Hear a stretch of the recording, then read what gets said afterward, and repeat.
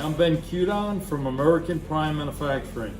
We make a bunch of different products. Among them our Comp Master Clutch series.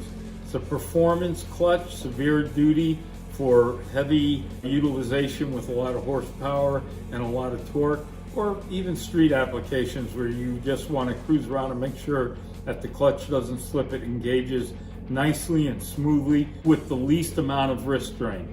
Today, I'm going to show you how we assemble our Comp Master clutch. Most of our clutches go together the same way, or with slightly different parts.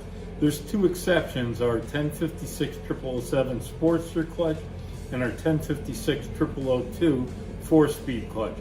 Those two clutches will show a video at a different time on how those go together. Right now, we're going to show you primarily for the Comp Master clutch for Evos, twin cams, up to Milwaukee 8s. So here we go. Let's check this out. So there are two main components. First one is the aluminum outer hub. This is the part that the steel drive plate slides over. Okay, and that is attached to the steel inner drive hub.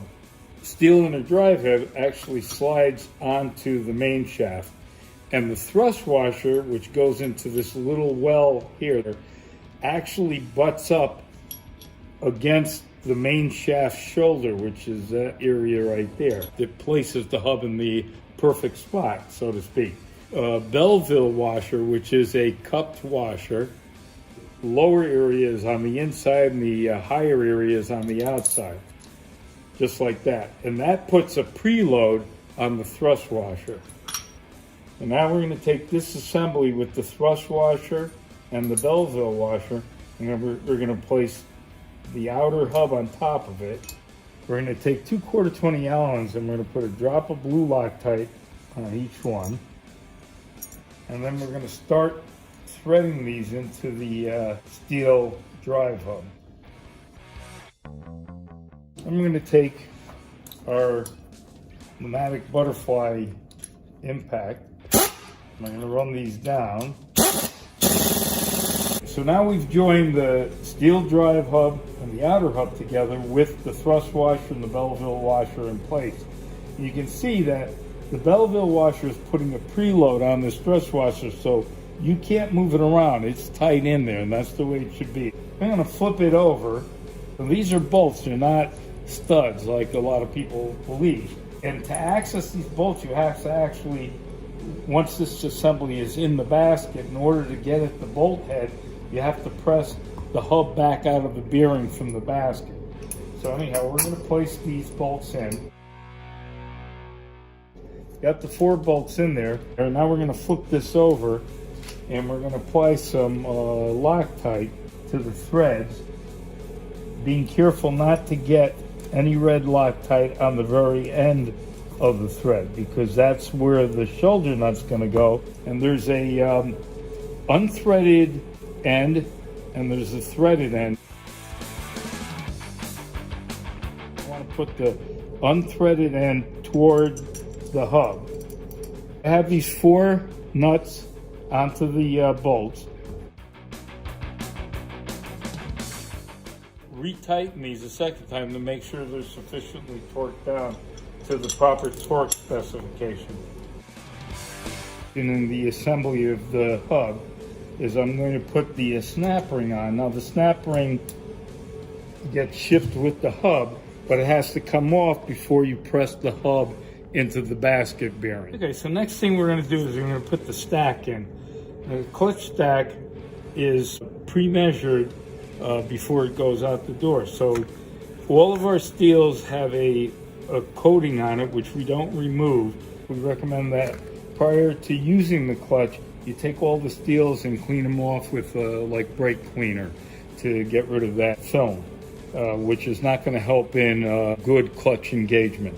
So the first steel on is a 120, and then a fiber, and then a 47, and a fiber, and a 47. Now this is specifically for a 1056 0006. Each one of our clutches has a different stack height and uses different steels and different fibers in some cases. This is for specifically for a 1056 0006. So next thing I'm going to do is I'm going to put the clutch pack onto the hub. Before that, I need to measure the stack height. The clutch is a 1048-0013, and the stack height should be between 172 and 1745. I'm going to take my vernier and make sure it's zeroed out, and I'm going to check the stack height to make sure it fits within the parameters.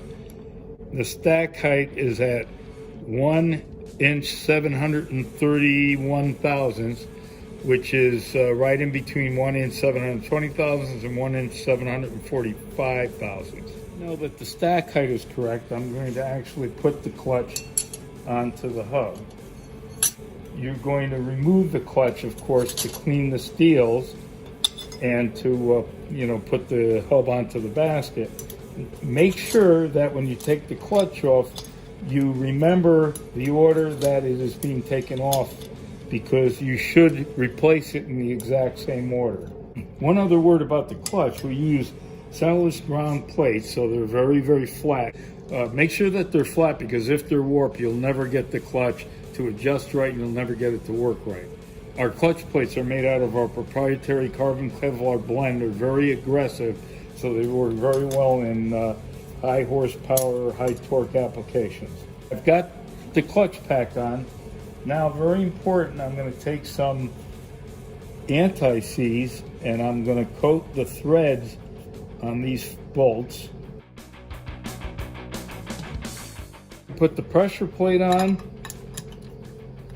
The word out is facing you. Our diaphragm spring, we have 3 different diaphragm springs. We have black, which is stock-like. We have our silver, which is our best spring, bar none. It's our competition spring.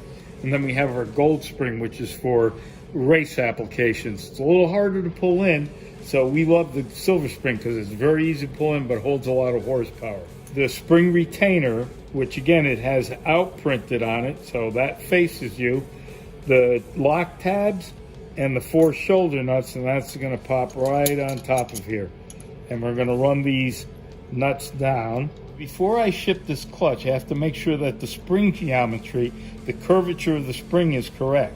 So we run the nuts all the way down, then we take a straight edge, and on the exposed portion of the spring, on the high spot, you balance the straight edge, and you should see about 15 to 20 thousandths of ear gap on both ends of this straight edge.